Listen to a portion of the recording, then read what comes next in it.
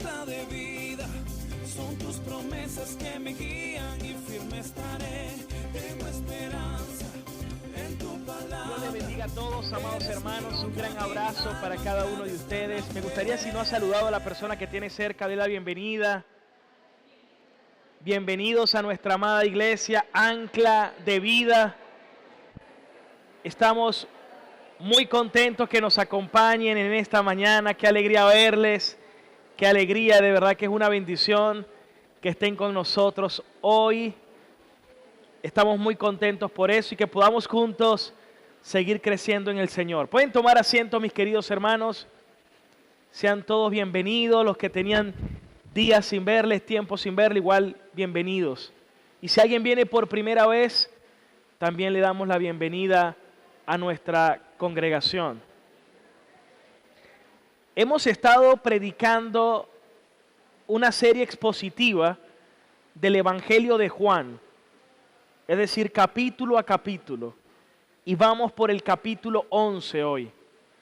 Y quería comenzar hablando acerca de una pregunta, que creo que es la pregunta que ha estado siempre en la mente del hombre. Esa pregunta que siempre ha estado en su corazón. Creo que es la pregunta que más hace temblar al ser humano. Algunos es la pregunta que produce gran dolor también. Temor, dolor. En otros, inquietud también. ¿Cuál será esa pregunta? Bueno, de esa pregunta también escribieron los filósofos como Sócrates, como Platón. Y el patriarca Job lo expresa. Me gustaría que lo leyéramos en Job capítulo 14, versículo 14. ¿Cuál es esa pregunta que siempre ha llegado a intimidar al hombre? Bueno, Job lo expresa de esta manera. Si el hombre muriere, ¿volverá a vivir? Creo que esa es la pregunta que más las personas se pueden llegar a hacer. ¿Habrá vida después de la muerte? Cuando el hombre muere, ¿volverá a vivir?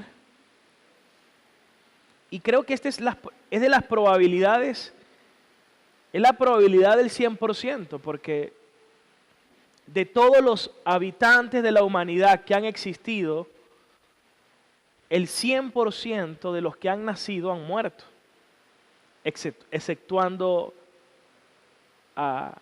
por supuesto, nuestro Señor Jesucristo que resucitó, y exceptuando a dos personajes del Antiguo Testamento que el Señor se los llevó en vida, como el caso de Enoc, el caso de Elías. Del resto, todo aquel que ha nacido ha muerto. Es decir, que es como dicen algunos, es lo más seguro en la vida.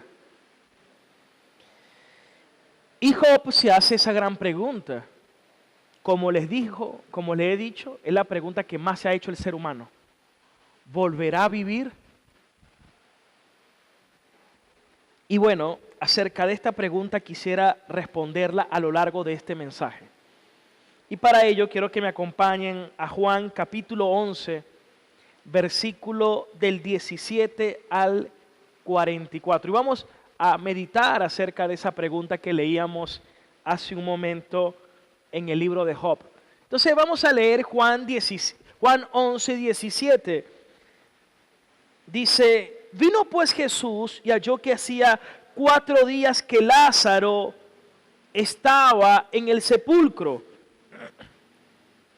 Betania estaba cerca de Jerusalén, como a 15 estadios. Eso equivale aproximadamente a unos 3 kilómetros. Y muchos de los judíos habían venido a Marta y a María para consolarlas por la muerte de su hermano. Entonces Marta, cuando oyó que Jesús venía, salió a encontrarle, mientras María se quedó en casa. Y María dijo a Jesús: Señor, si hubieses estado aquí, mi hermano no habría muerto. Mas también sé ahora que todo lo que pidas a Dios, el Señor te lo dará, o Dios te lo dará. Jesús le dijo, tu hermano resucitará. Marta le dijo, yo sé que resucitará en la resurrección, en el día postrero.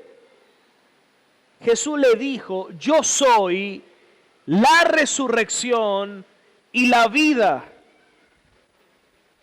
El que cree en mí, aunque esté muerto, vivirá, y todo aquel que vive y cree en mí, no morirá eternamente. ¿Crees esto? Ella dijo, sí, Señor, yo he creído que tú eres el Cristo, el Hijo de Dios que ha venido al mundo. Habiendo dicho esto, fue y llamó a María, su hermana, diciéndole en secreto, el Maestro está aquí y te llama. Eso fue lo que le dijo Marta a María. Ella, cuando lo oyó, se levantó deprisa y vino a él. Jesús todavía no había entrado en la aldea, sino que estaba en el lugar donde Marta le había encontrado. Entonces los judíos que estaban en casa con ella y la consolaban, cuando vieron que María se había levantado deprisa y había salido, le siguieron diciendo, va al sepulcro a llorar allí. María, cuando llegó donde estaba Jesús, al verle, se postró a sus pies diciéndole, Señor, si hubieses estado aquí, no habría muerto mi hermano. Las mismas palabras que había dicho su hermana Marta. Pero Jesús al verla llorando, y a los judíos que la acompañaban también llorando, se estremeció en espíritu y se conmovió. Y dijo, ¿dónde le pusieron? Le dijeron, Señor, ven y ve. Y dice la palabra que Jesús lloró. ¿Vamos bien hasta aquí? Versículo 36, dijeron entonces los judíos, miren cómo le amaba. Y algunos de ellos dijeron, ¿no podía este que abrió los ojos haber hecho también que Lázaro no muriera? Jesús, profundamente conmovido, otra vez vino al sepulcro. Era una cueva y tenía una piedra encima. Y dijo, Jesús, quiten la piedra. Marta, la hermana del que había muerto, le dijo, Señor, ya hace 4 días que está allí. Jesús le dijo, ¿no te he dicho que si crees verás la gloria de Dios?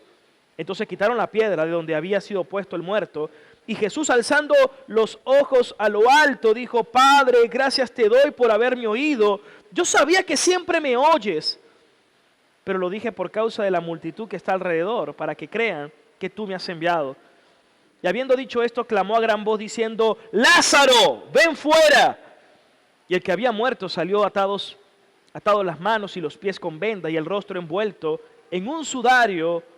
Y Jesús le dijo, desátenle y déjenle ir.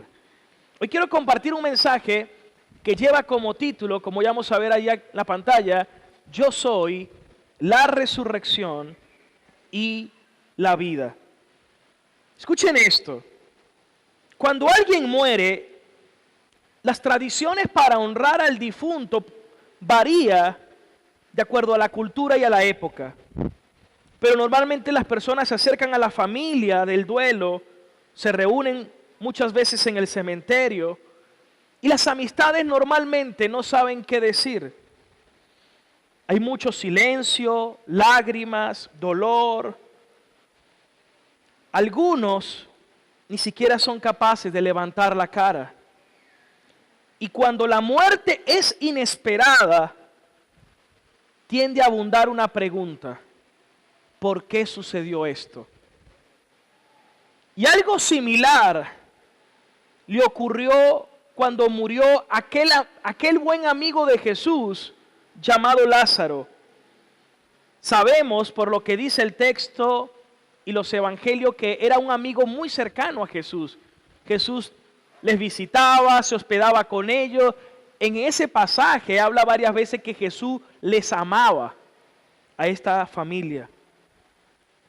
Y cuando Lázaro muere, muchas personas se acercaron de Jerusalén y de los pueblos aledaños para despedir a aquel ciudadano.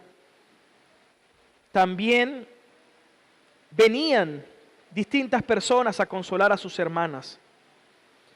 Si Lázaro, el buen amigo de Jesús, como ya lo hemos leído, había muerto, hermanos. Esa enfermedad fue más fuerte que la medicina y cuando mandaron a llamar al Señor, no llegó inmediatamente y la muerte no esperó. Quiero expresar que este capítulo que vamos a estar meditando hoy es un capítulo con una riqueza teológica. Es más, es uno de esos capítulos que tiene una riqueza cristológica acerca del Señor. Presenta a Jesús como Dios, como el ser divino que es, pero también muestra su naturaleza humana, porque Jesús es verdaderamente Dios y también Él es verdaderamente hombre. Por otra parte, este milagro es trascendental porque Juan expresa 7 señales a lo largo del Evangelio. Vamos a ver quiénes se recuerdan cuáles son las 7 señales que Juan ha venido señalando, mostrando con estas señales que Jesús es Dios mismo. La primera señal que Juan expresa en el Evangelio, ¿cuál fue? Cuando convirtió el agua en vino. Muy bien. El segundo, cuando sanó al hijo del oficial del rey. Tercero, cuando sanó en el capítulo 4 al paralítico de Betesda. También cuando multiplicó los panes y los peces. La señal también cuando caminó sobre las aguas. En el capítulo, como lo habíamos visto, en el capítulo 9, cuando sanó al ciego de nacimiento. Y ahora, que creo que es la señal más apoteósica de todas, cuando resucita a Lázaro de entre los muertos. Y también Juan presenta los 7 yo soy de Jesús. Él lo presentó como el pan de vida, como la luz del mundo, como la puerta de las ovejas, lo presentó como el buen pastor. En este capítulo lo presenta como yo soy la resurrección y la vida. En el capítulo 14 lo presenta como yo soy el camino, la verdad y la vida. Y en el capítulo 15 como yo soy la vid verdadera. Ahora, quiero que vayamos desde el versículo 1 y vamos a ir rápidamente. Juan capítulo 11, versículo 1. Vamos a leerlo juntos. Estaba entonces enfermo uno llamado Lázaro de Betania, la aldea de María y de Marta su hermana. Versículo 2. María, cuyo hermano Lázaro estaba enfermo, fue la que ungió al Señor con perfume y lo enjugó los pies con sus cabellos. Es más, esta escena se va a llevar a cabo en el capítulo 12, pero seguramente Juan lo menciona de antemano porque ya Lucas lo había escrito también en su evangelio. Versículo 3.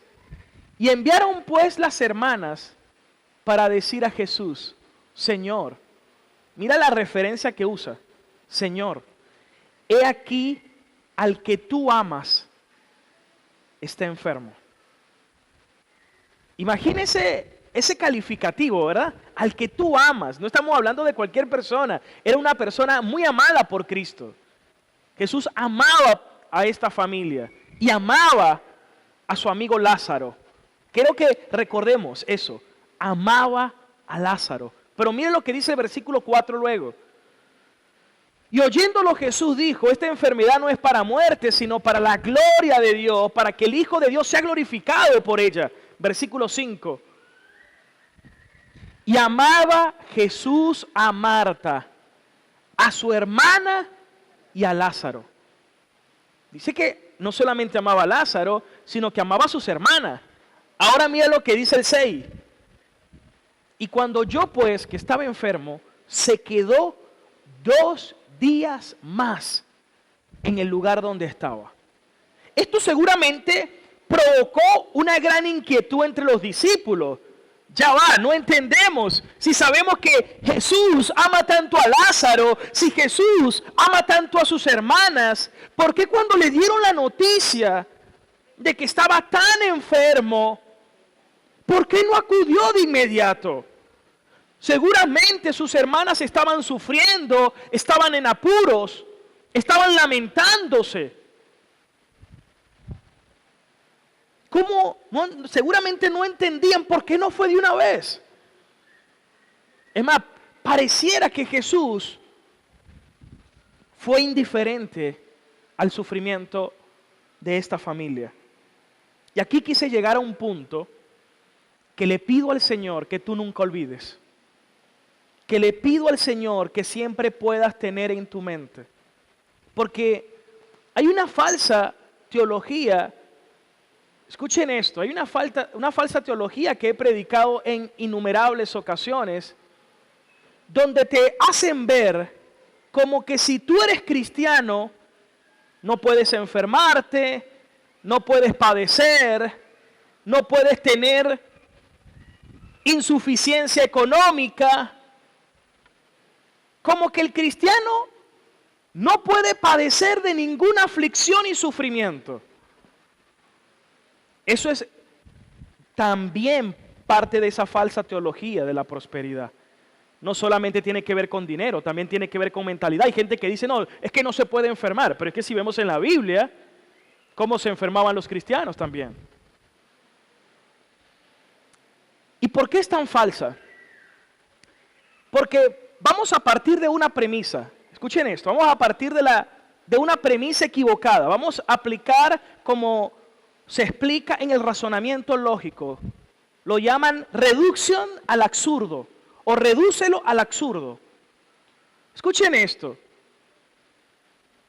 Si realmente Dios está en desacuerdo con que alguien se enferme, con quien alguien sufra, con quien alguien padezca, con quien alguien no tenga, que no pase por escasez, etc., entonces Dios es un Dios que no tiene la capacidad o el poder para evitarlo. Porque si yo le pregunto aquí, en algún momento has pasado por sufrimiento, has pasado por aflicción, has pasado por situaciones duras, por crisis, yo creo que unánimemente todos levantaríamos la mano. Entonces hay algo aquí que no concuerda. Si estamos hablando de que Dios está en oposición a eso, entonces ¿por qué Dios no hace nada al respecto? Entonces la respuesta lógica tendría que ser un Dios que no le importa el dolor y el sufrimiento del hombre para nada, o en su defecto que no tiene el poder para evitarlo, que no es tan todopoderoso como la Biblia enseña, lo cual este es un supuesto completamente equivocado. Es un supuesto completamente equivocado. ¿Por qué? Porque vemos en estos versículos cuánto le amaba. Pero Jesús esperó 2 días más, aun cuando sabía que estaban sufriendo. Y aquí quiero mencionar algo que uno de mis escritores favoritos, el apologeta C.S. Lewis, él es el mismo escritor de las Crónicas de Narnia, de Mero Cristianismo. Él dice lo siguiente. Es más, lo traje en una frase. C.S. Lewis dice, el dolor es el megáfono de Dios para un mundo sordo. Escuchen bien. C.S. Lewis dice que el dolor es el megáfono que usa Dios para un mundo que está sordo.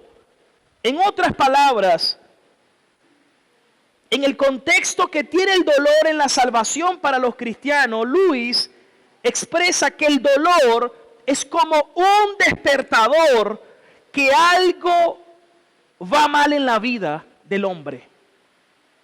Escuchen esto. Hace días atrás mi suegro, el señor Wilmer, comenzó a sufrir de un cálculo renal, un dolor terrible.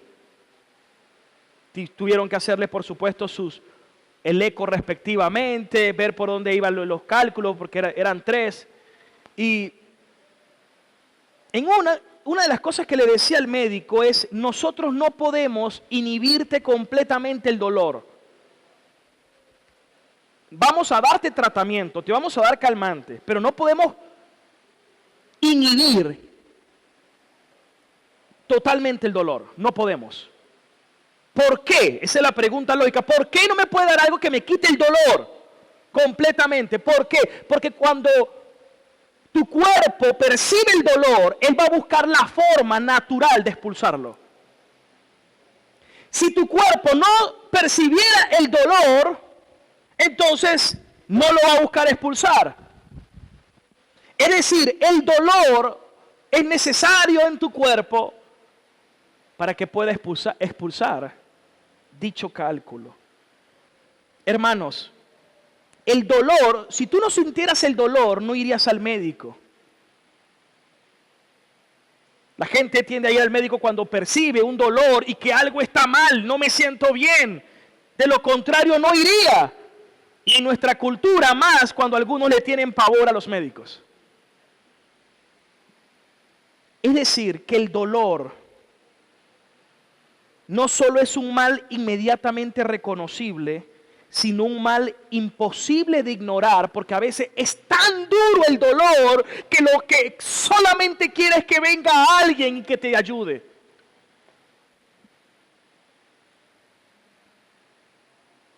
Luis observa que el dolor es uno de los vehículos más eficaces para que se despierte en el hombre la conciencia de que Dios existe. El dolor te recuerda de que necesitas un Salvador. Es cuando viene el dolor, cuando muchas veces la gente comienza a buscar a Dios.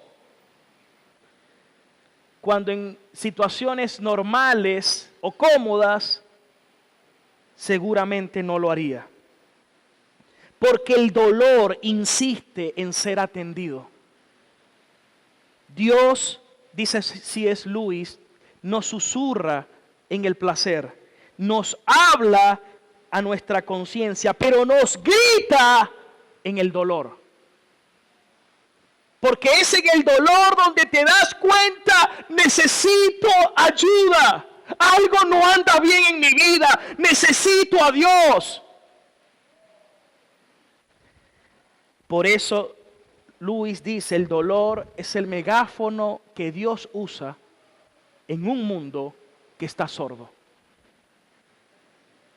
Hermanos, el amor y el sufrimiento no son incompatibles. Porque la gente dice, entonces, ¿por qué un Dios tan bueno permite que le pase cosas malas al hombre? Esa es la pregunta lógica. Bueno, es como cuando una mujer está pronto a dar a luz y está sufriendo, pero ella sigue haciéndolo porque ella sabe que van a ser su bebé y su amor es compatible allí. Entonces Dios, la premisa correcta sería, lógicamente sería, que Dios permite el sufrimiento porque el sufrimiento va a producir un bien mayor. Por eso dice Romanos 8:28 que para los que amamos a Dios, todas las cosas nos ayudan para nuestro bien. Gloria a Dios. Entonces Dios está dispuesto en su soberanía, en su decreto eterno, a permitir un dolor porque sabe que a través de eso va a producir un bien mayor. Y quiero hacer una aclaratoria, no estoy diciendo que el sufrimiento en sí mismo es bueno, no. Es el sufrimiento en Dios cuando Dios lo transforma para nuestro bien. Porque entonces con esa filosofía estoica, de lo estoicismo, entonces bueno, no, yo porque simplemente sufro y tengo la fuerza para soportar el sufrimiento, entonces eso va a ser bien en sí mismo. No, el sufrimiento sin Cristo es más sufrimiento. Pero el sufrimiento en Cristo nos prepara para una gloria mucho mayor. ¿Cuánto le dan la gloria al Señor entonces?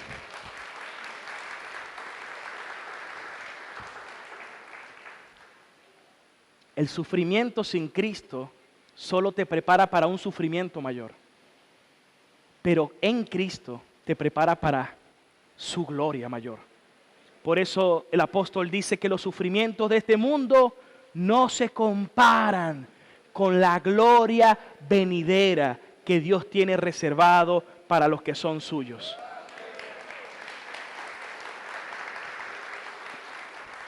De esta manera, entonces esto sí es coherente. La teología es coherente. Entonces, si es coherente, ¿cómo Dios permite el sufrimiento y al mismo tiempo nos ama? Obviamente, los hijos de Dios comprenderán esto. Pero no hay nada más ingrato que aquel que vive de espaldas a Dios. Obviamente ellos no entienden ni tampoco para ellos son estas promesas. Vámonos al versículo 7. Ya vamos por Juan 11, versículo 7. Entonces, Juan capítulo 11, versículo 7. Luego, después de esto, dijo a los discípulos, vamos a Judea otra vez. Versículo 8. Jesús seguramente estaba cerca de la región de Perea. No estaba tan lejos realmente.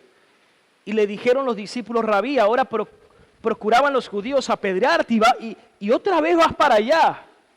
Versículo 9. Jesús le respondió, ¿no tiene el día 12 horas y el que anda de día no tropieza? Porque ve la luz de este mundo. Versículo 10. Pero el que anda de noche tropieza porque no hay luz en él. ¿Qué está diciendo Jesús? Él está diciendo, hermanos, la luz simboliza conocer la voluntad de Dios y depender de esa dirección. La noche es la ausencia del conocimiento de la voluntad de Dios y es la tendencia a apoyarse en uno mismo. Cuando Jesús dice caminar en la oscuridad, lo más probable entonces es que vamos a tropezar. Pero Él está diciendo, yo ando en la luz y si ando en la luz no tengo tropiezo. En otras palabras, era Dios mismo quien lo estaba llevando hasta allá. Jesús todo lo que hacía lo hizo en conformidad a la voluntad del Padre. Eso es caminar en la luz. ¿Cuántos quieren caminar en la luz? Caminar en la luz es vivir una vida conforme a Dios. Señor, no se haga mi voluntad, hágase la tuya. Hágase tu voluntad aquí en la tierra como se hace en el cielo. Esa oración es para los hijos. Una persona impía que no conoce a Dios jamás va a querer que se haga la voluntad de Dios. Ellos quieren que se haga su voluntad, que se cumplan sus planes, sus deseos, sus sueños. Pero quien realmente ama a Dios se somete a su voluntad. Versículo 11. Dicho esto, le dijo después le dijo, nuestro amigo Lázaro duerme, mas voy a despertarle. Versículo 12. Ellos dijeron, bueno, si duerme, entonces se va a sanar. Pero Jesús no estaba hablando de eso, como lo vemos en el versículo siguiente, en el versículo 13, cuando dice, Jesús decía esto de la muerte de Lázaro, y ellos pensaron que hablaba del reposar del sueño. Versículo 14. Entonces Jesús le dijo claramente, para que no hubiera la menor duda, ya Lázaro ha muerto. Recuerden que Jesús es omnisciente en su naturaleza divina. Versículo 15. Y me alegro por ustedes de no haber estado allí. ¿Por qué Jesús se podía alegrar de que ellos no estaban allí? Bueno, porque había un bien mayor. ¿Y cuál era el bien mayor? Para que ellos crean. Porque era necesario que Lázaro muriera, porque el Señor lo iba a resucitar y que a través de eso ellos pudieran creer. Había un bien mayor. Y sepan, hermanos, que Dios tiene siempre un bien mayor y uno de los propósitos más grandes de Dios para nuestras vidas es la salvación de nuestras vidas y también la de mucho pueblo de Él. Muchas personas van a conocerle y seguramente le van a conocer a través también de la aflicción, de dolor o de un sufrimiento. Por eso cuando Dios está tratando con una familia, debemos seguir orando, más que para que Dios solucione el problema, para que el propósito de Dios sea cumplido en ese propósito, en ese proceso. Versículo 16. Dijo Tomás. Muchas veces Tomás lo asociamos como el más dudoso, el más incrédulo. Ese fue el que le dijo, tengo que meter mi dedo en la mano para ver si realmente está vivo. Pero aquí Tomás habló en nombre de los discípulos y dijo, bueno, vamos también para que muramos con él. Entonces Tomás también estaba dispuesto a incluso ir allá y hasta morir con el Señor. Versículo 17. Y vino pues Jesús y halló que ya habían pasado 4 días. 4 días. ¿Por qué 4 días? ¿Por qué Juan se toma el momento para expresar que eran 4 días? ¿Y por qué Jesús esperó 4 días? Mira, había posiblemente esta interpretación. Era que había un pensamiento judío que decía que cuando alguien moría, pasaba 2 o 3 días cerca del cuerpo. Y ya a partir del tercer y cuarto día, pasaba al plano de la eternidad. No estoy diciendo que eso sea la verdad. Por supuesto que no estoy hablando de eso. Pero ese era el pensamiento que tenían los judíos. El hecho de que aparezca 4 días era como que estaba realmente muerto. Que no era ni un fraude, ni algún caso de catalepsia que estaba allí que de repente iba a volver a la vida. No, era que realmente estaba muerto. Bien muertico. Eso es lo que nos expresa el texto, versículo 18. Betania estaba cerca de Jerusalén, versículo 19. Y muchos de los judíos habían venido a Marta y a María para consolarlas. Pero ¿cómo es el consuelo del mundo, hermanos? El consuelo del mundo es frío. ¿Qué le puede decir? No hay palabras cuando un ser querido muere. Lo más que algunos dicen, sentido pésame, un abrazo. ¿Qué más puedes decir? Versículo 20. Entonces Marta, cuando oyó que Jesús venía, salió a encontrarle, pero María se quedó en casa. Luego vemos en el versículo siguiente, cómo Jesús, versículo 21, estaba Marta y le dice a Jesús, Señor, si tú hubieses estado aquí, mi hermano no habría muerto. Mire, estos son uno de esos versículos donde a mí me gustaría saber realmente el tono o haber percibido el rostro de ellos para saber con qué tono lo dijeron, porque algunos pudieran leerlo como que, Señor, si tú hubieras estado aquí, entonces mi hermano no habría muerto. Pero se escuchaba como en tono de quejas, ¿no? Pero yo no creo que ese era el tono realmente. Yo creo que el tono era diferente por las otras palabras que dice luego. El tono más bien era como, Señor, si tú hubieras estado aquí, yo estoy seguro que él no hubiera muerto, tú lo hubieras sanado. Ese seguramente era el tono. Pero tampoco lo tengo con toda certeza. Versículo 22. Mas también sé ahora que todo lo que tú le pidas a Dios, Dios te lo dará. No es que está induciendo que lo va a resucitar, sino más bien es como, tú eres el Hijo de Dios. Tú eres el Señor. Tú tienes una relación íntima y cercana con Dios.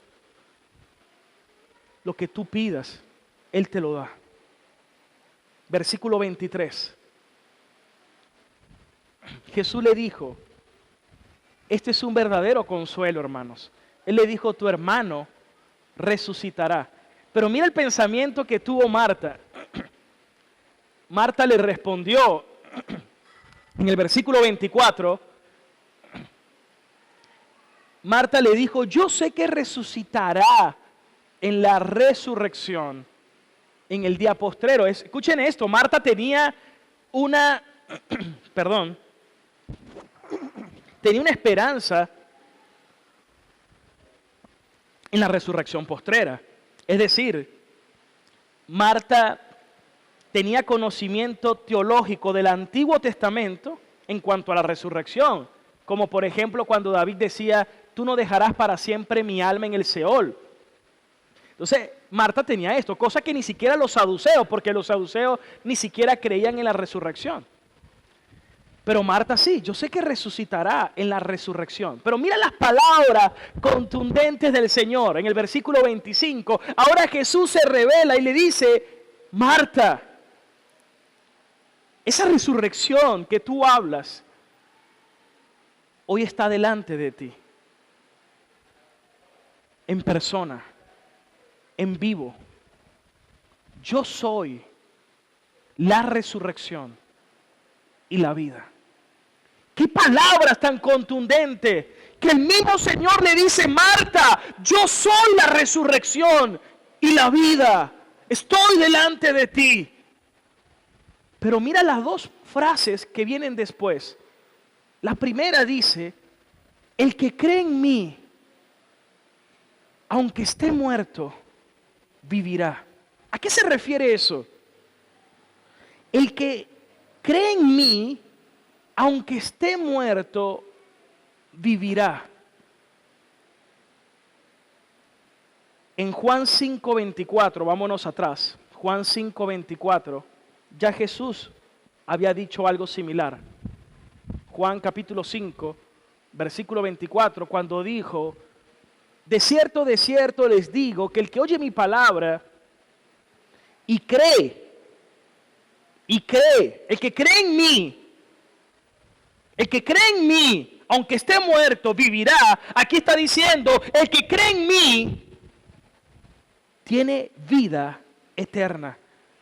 Él es el Dios que da vida a los muertos. Él es el Dios que resucita a los muertos. Y entonces ya no vendrá esa persona a condenación, porque esa persona, cuando cree en Cristo, ha pasado de muerte a vida. En otras palabras, Jesús le está diciendo a Marta, yo soy el que resucita a los muertos. Yo soy el que da vida y aliento a todas las cosas, porque todo fue hecho por Él y para Él. Dice primera de Juan 5:12. El apóstol Juan, en una de sus cartas, mira lo que dice, primera de Juan 5:12. El que tiene al Hijo, ¿qué tiene? Otra vez, el que tiene al Hijo, ¿qué tiene? No escucho. ¿Sí está leyendo, no? Otra vez. El que tiene al Hijo tiene la vida. No más que lo están leyendo, ¿no? Gloria a Dios. El que tiene al Hijo tiene la vida. Y el que no tiene al Hijo no tiene la vida.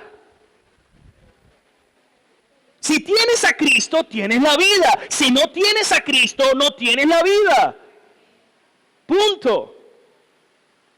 Al final de todo, la gran pregunta en esta vida, al finalizar, no es cuántas casas tuviste, cuántos carros tuviste, cuántos títulos obtuviste, o cuánta fama, cuánto renombre. No, eso no, nada de eso va a servir. La única pregunta que va a valer es, ¿tienes al Hijo? Y si tienes al Hijo, tienes vida.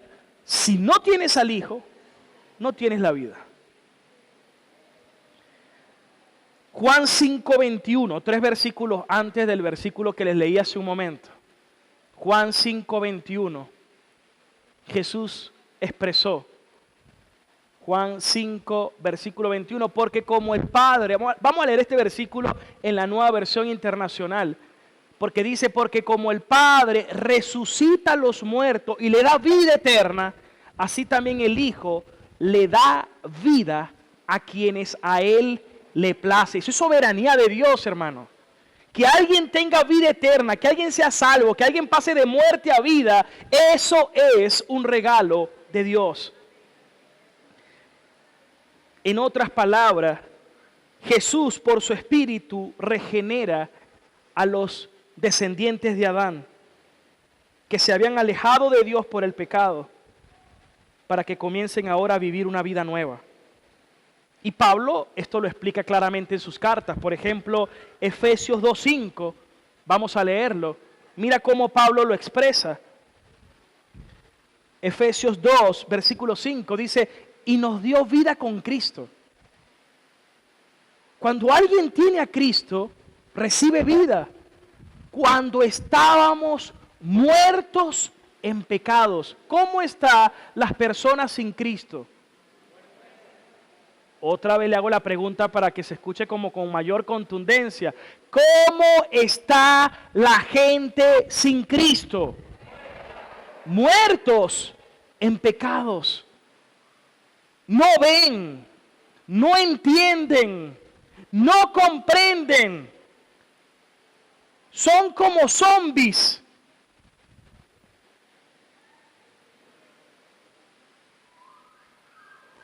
Y eso lo dice también en Efesios 2.1 Pablo, cuando dice que nos dio vida cuando estábamos muertos.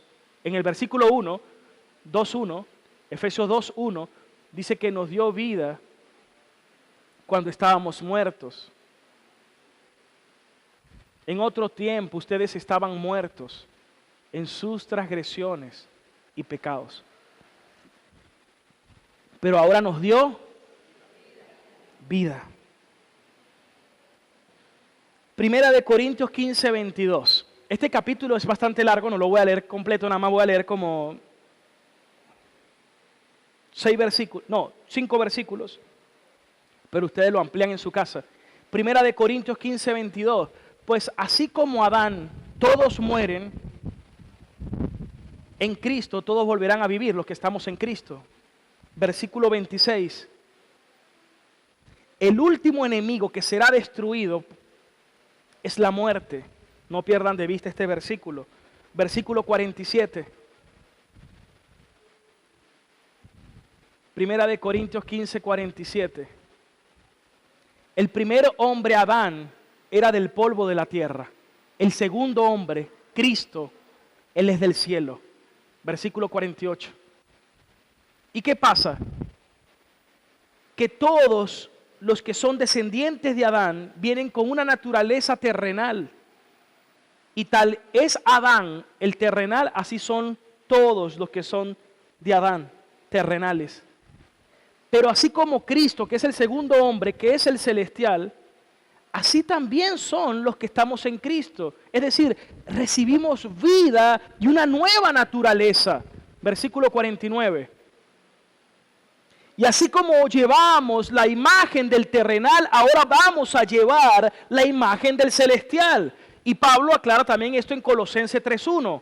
Y ya se van a dar cuenta. Porque Pablo dice, si ustedes realmente resucitaron con Cristo, si ustedes realmente, Colosenses 3.1, si ustedes realmente resucitaron con Cristo, si ustedes realmente recibieron vida en Cristo, entonces ustedes van a buscar las cosas de arriba.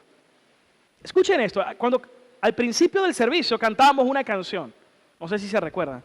Cristo, claro, yo no canto, tenga misericordia, ¿no?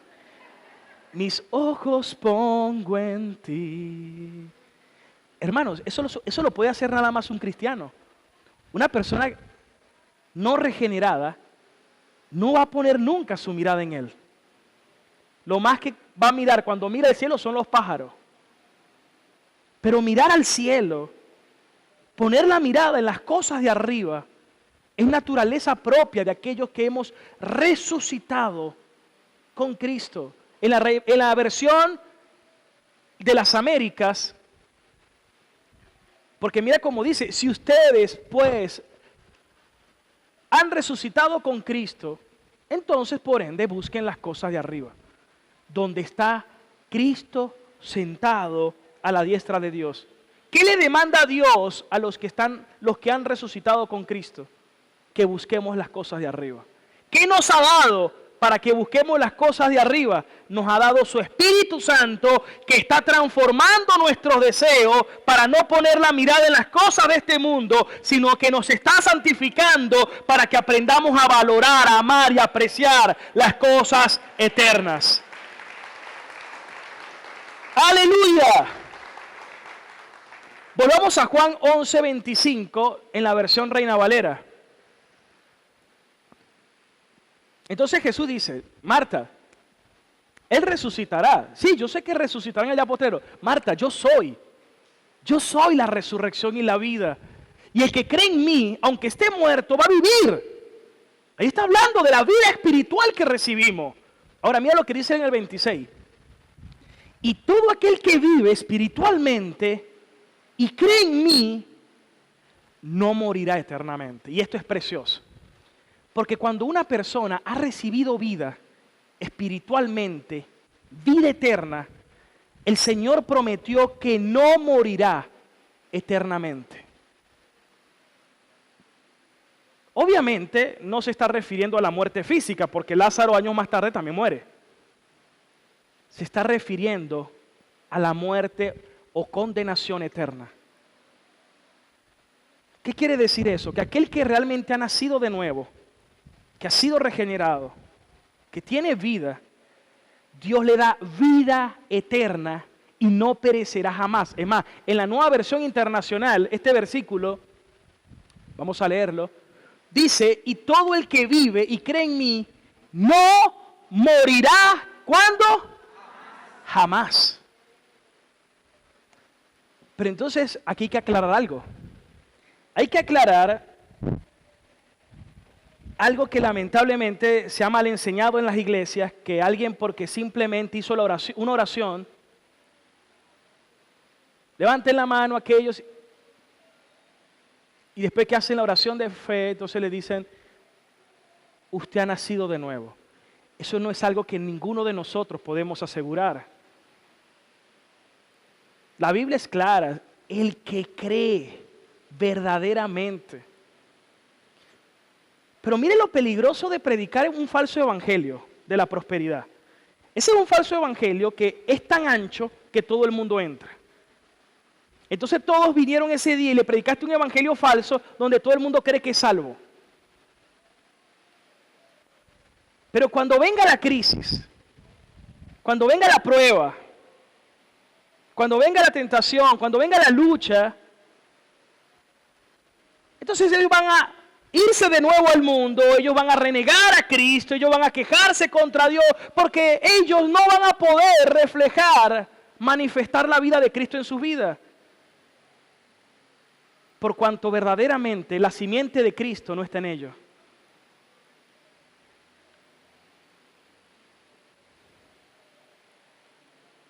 Pero el Señor, aquellos que realmente ha regenerado, que le han conocido verdaderamente, que han nacido de nuevo, Él dijo, y todo aquel que vive y cree en mí, no morirá eternamente. Esa es una promesa, pero escuchen esto, esa es una promesa que comienzas tú a recibir en el momento que crees verdaderamente en el Hijo de Dios. Porque en el momento que creí en el Hijo de Dios, aunque esté muerto, vivirá, recibí vida, y el que vive y cree en el Señor no morirá jamás. Por ende, si alguien me pregunta, Marcel, ¿vas a morir? Yo le diré, no moriré jamás. Por supuesto, no me estoy refiriendo a la muerte física, sino me estoy refiriendo a la muerte espiritual, porque tengo vida eterna en Cristo Jesús. Ya la muerte no tiene dominio sobre mí. ¡Aleluya! Ya la muerte no me puede intimidar, porque lo más que hará la muerte es llevarme a los brazos de mi Padre. Por eso Pablo decía, el morir es una gran ganancia y el vivir es Cristo. Pablo decía, prefiero estar ausente en el cuerpo y presente en Cristo. Es decir, que si hoy parto con el Señor, tengo la plena certeza y convicción de que voy a su presencia. Pero sé para dónde va mi cuerpo. Seguramente va al cementerio. Pero mi alma va a su presencia. Pero esperando un día, cuando Cristo regrese, como dice 1 Tesalonicenses 4:13, y los muertos en Cristo, el cuerpo va a ser levantado, y los que hayan quedado vivos serán arrebatados todos en el aire. Y entonces, hermanos, vendrá la consumación del reino de Dios. Vendrá un cielo nuevo, vendrá una tierra nueva, tendremos ya no solamente el alma con Dios, ahora también vamos a tener un nuevo cuerpo glorificado. Y como dice 1 Corintios 15, lo corruptible se vestirá de incorruptibilidad, por cuanto el Señor nos ha resucitado. ¡Aleluya! ¡Gloria a Dios! ¿Cuántos se gozan en el Señor por eso? Mira lo que dice Primera de Pedro 1:23. Mira las palabras de Pedro. Pero ustedes que han nacido de nuevo, ustedes no recibieron una simiente que perece. No. El que nació de nuevo no tiene una simiente perecedera, sino que la simiente que ellos tienen es una simiente que no perece, que es imperecedera, mediante la palabra de Dios que vive y permanece. Él es la resurrección, Él es la vida. Esa palabra me tiene que dar esperanza hoy. Hoy. Por cuanto hoy he recibido vida. En el caso de que alguien crea específicamente hoy, ha recibido vida. Y tienes la garantía de que no morirás jamás. Volvamos a Juan 11, ahora específicamente al versículo 27. Juan 11, versículo 27. Sí, Señor. Mira las palabras de Marta. Sí, Señor, yo creo que tú eres... Porque Jesús le pregunta, ¿crees en esto? Y esto es vital. ¿Crees en esto? Esto es el Evangelio. Que Cristo murió por nuestros pecados, que fue sepultado y que resucitó al tercer día conforme dice las Escrituras. Eso está en 1 Corintios 15, del 1 al 3. O como dice Romanos 6, versículo 3, con Cristo estamos juntamente crucificados, hemos sido sepultados y también con Él hemos sido resucitados. Eso es lo que significa el bautismo en Cristo. En Cristo, el que ha nacido de nuevo. Pero Jesús le dice, ella le dice, sí, Señor, yo creo. Versículo 28. Dicho esto, Marta se fue a la casa y le dijo a María en privado, en secreto, María, el maestro está aquí y te está llamando. Versículo 29. Cuando María oyó esto, se levantó rápidamente y fue a su encuentro. Yo te quiero hacer una pregunta. ¿Cómo respondes tú en el momento del dolor, de la aflicción, de la prueba, de la queja, de la aflicción, de la circunstancia difícil? ¿Te quejas, murmuras, culpas a Dios? Creo que todos debemos meditar esa pregunta, pero también creo que podemos meditar cómo respondo cuando el Señor me llama. Hay gente que a veces tú le hablas de Dios, sí, algún día. Sí, todo tiene su tiempo. El tiempo es de Dios. Pero, ¿cómo deberíamos responder cuando Dios nos llama? Yo creo que debemos ir rápidamente.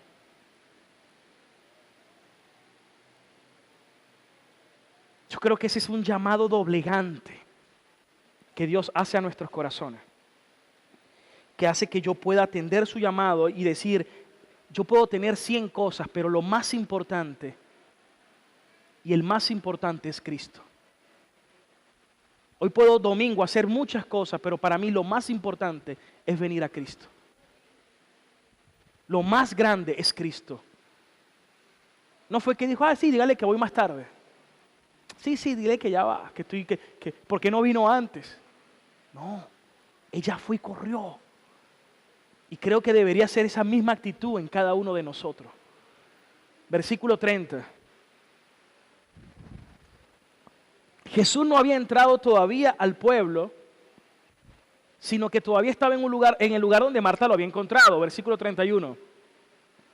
Y ya llega Jesús. Entonces, los judíos que estaban en la casa con María, dándole el pésame, al ver que se había levantado y había salido de prisa, pensaron, bueno, seguramente va al sepulcro a llorar. Versículo 32. Cuando María llegó a donde estaba Jesús y lo vio, se arrojó a sus pies y le dijo, Señor, las mismas palabras que le dijo Marta, si tú hubieras estado aquí, él no habría muerto. Ellos sabían que él era poderoso para sanarlo, solo que no sabían que también es poderoso para resucitar a los muertos. Era una señal determinante porque el único Dios que da vida a los muertos es el Dios verdadero y Jesucristo es nuestro Dios.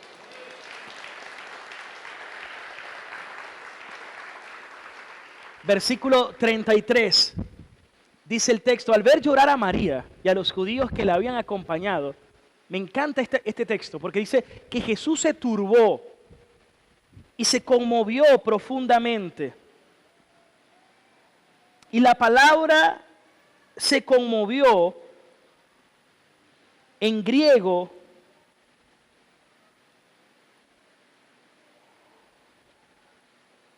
es tarazo. Y esa palabra significa que era que estaba conmovido emocionalmente. Y le doy gracias a Dios porque Jesús, Él es verdaderamente Dios, pero Él es verdaderamente hombre. ¿Qué quiere decir eso, hermanos? Eso lo que quiere decir es que Cristo, al vestirse de carne, por su propia cuenta, se vistió con sentimientos humanos. Y Jesús resucitó, y resucitó con un cuerpo glorificado. Es decir, Jesús hoy sigue teniendo un cuerpo. Jesús experimentó aquí en la tierra lo mismo que cada hombre experimenta. Por eso tenemos un sumo sacerdote, dice el escritor de los Hebreos, que tiene compasión por nosotros. Porque fue tentado en todo, pero sin pecado. Entonces vemos la actitud empática. Y yo le voy a decir algo, esta es la actitud de los hijos de Dios. Un hijo de Dios puede mostrar esto de Cristo, porque la simiente de Cristo está en él. Empatía. Puede llorar con los que lloran y puede alegrarse con los que se alegran. El mundo no. El mundo, cuando te promueven en el trabajo, se amargan. ¿Por qué se lo dieron a él y no a mí?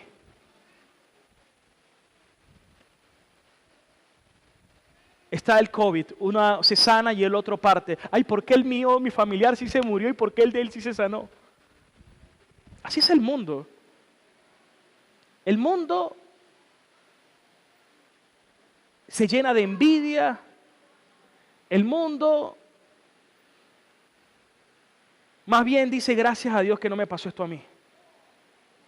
Pero el cristiano que está siendo transformado crece en empatía y amor para llorar con los que lloran y gozarse con los que se gozan. Y Jesús se conmovió profundamente, versículo 34. ¿Dónde le han puesto?, preguntó. Ven a verlo, Señor, le respondieron. Y miren esta parte tan profundamente para mí dramática, versículo 35, y lo digo en el buen sentido de la palabra, el versículo más corto de la Biblia dice que Jesús lloró. Pero si seguimos leyendo, es decir, Jesús se identificó con el dolor de ellos. Versículo 36.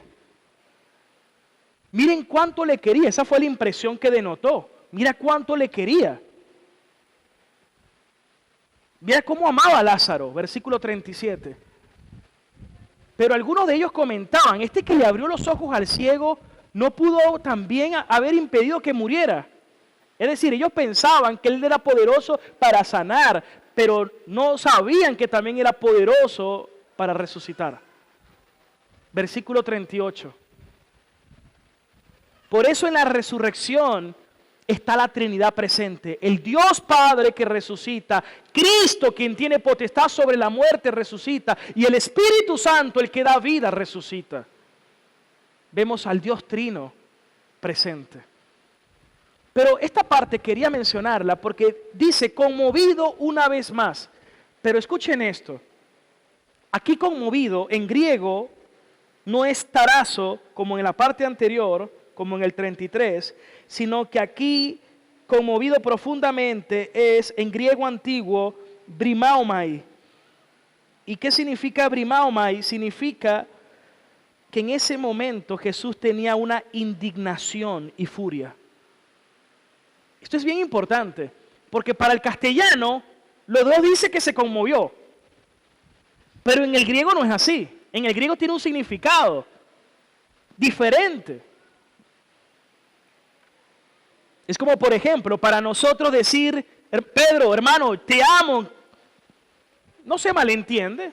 Y si le digo a mi esposa Fiorella, te amo, no se malentiende. Y si le digo a Dios, te amo, no se malentiende.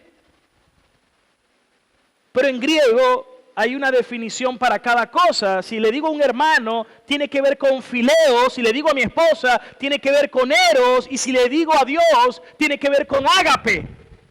Es diferente. Lo mismo que conmover.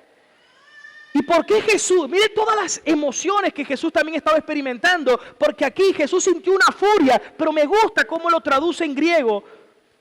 Porque es como resoplar como un caballo. Imagínense esa escena. Ahora, ¿por qué Jesús estaba ahora resoplando como un caballo? Claro, esa es la traducción en griego, ¿no? Después que había sentido una empatía, porque ahora, recuerde lo que leíamos en Corintios. El último enemigo que tiene que enfrentar el cristiano es la muerte. Y Jesús... La muerte había sido un enemigo tirano para el ser humano. Un enemigo tirano. Me gusta lo que dice Calvino. Cristo no se acerca al sepulcro como un espectador ocioso, sino como un campeón que se prepara para un concurso y por lo tanto no debemos sorprendernos de que vuelva a gemir, porque la violenta tiranía de la muerte que tuvo que conquistar se oponía ante sus ojos. Por eso Pablo dijo, oh muerte, ¿dónde está tu aguijón? Oh sepulcro, ¿dónde está tu victoria? Cristo venció la muerte para siempre por cada uno de nosotros. ¡Aleluya! Ese terrible enemigo que nos hacía temblar, ese Goliat que nos hacía estremecer, Cristo lo venció. Gloria a Dios, hermanos. Y si seguimos leyendo el versículo 42, por ejemplo, versículo 42, Juan 11:42, dice que Jesús ora al Padre. Y Él dice algo que para mí es maravilloso que lo comprendamos. Yo sabía que siempre me escuchas. ¿Por qué siempre lo escucha? Primero, porque todo lo que Jesús hizo y pedía siempre fue conforme a la voluntad del Padre. Todas las oraciones de Jesús, todas fueron contestadas positivamente. Por eso en Juan 17, Él dice, yo no oro por el mundo, oro por los que tú me diste. Y a los que tú me diste, tú los he guardado, excepto aquel que había nacido para perdición. Todas las oraciones de Jesús son efectivas. Cuando Jesús le dijo a Pedro que le iba a negar y Pedro luego se le acerca, Jesús le dice, Pedro, Satanás ha pedido para zarandearte. Pero ya he orado por ti. En otras palabras, tú estás asegurado, Pedro. He orado por ti para que tu fe no falte. Y una vez que tú vuelvas, ve y fortalece a tus hermanos. Toda oración de Jesús es eficaz. Su sacrificio es eficaz. Y cuando Él llama, su llamamiento es eficaz. Sus ovejas vienen, oyen su voz y le siguen. Versículo 43. Y llegamos al versículo clímax, hermano. Porque Jesús dijo con todas sus fuerzas, Lázaro, sal fuera. Y en ese momento, hermanos, en ese momento, el mismo Dios que dijo hágase la luz, ahora Dios mismo, el Verbo, estaba dándole poder a un cadáver para que vuelva a la vida. Y un corazón que no había latido por 4 días, comenzó de nuevo a latir y a bombear sangre por el torrente sanguíneo.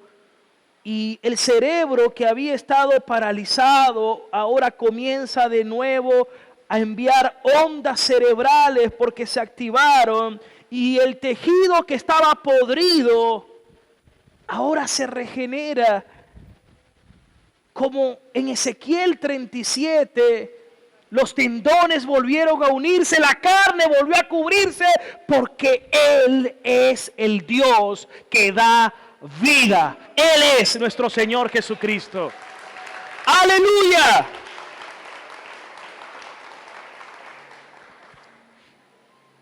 Hermanos, me gustaría culminar y que hoy podamos salir de este lugar con una plena convicción en Cristo. Y Pablo dice en 1 Tesalonicenses 4:13 que no podemos llorar como aquellos que no tienen a Cristo, como aquellos que no tienen esperanza. Nosotros sí tenemos esperanza. Y si usted está en Cristo, usted recibió vida y usted ya no perecerá jamás. Y lo más que puede hacer la muerte es hacerte el favor de llevarte al Padre. Así como a José, los hermanos pensaron que le hicieron mal vendiéndole y lo que hicieron fue llevarlo a Egipto, donde iba a gobernar. De la misma forma, la muerte no te va a poder destruir, sino lo que está haciendo es llevarte al Padre Celestial. Por eso desde ahora en adelante comienza a vivir como una nueva persona si realmente has creído verdaderamente en Cristo. Y si eso es verdadero, si eso es real, comienza a poner tu mirada en las cosas de arriba que son eternas, que son para los que son celestiales, los que ya hemos resucitado con Cristo Jesús. Vamos a estar de pie. ¡Aleluya!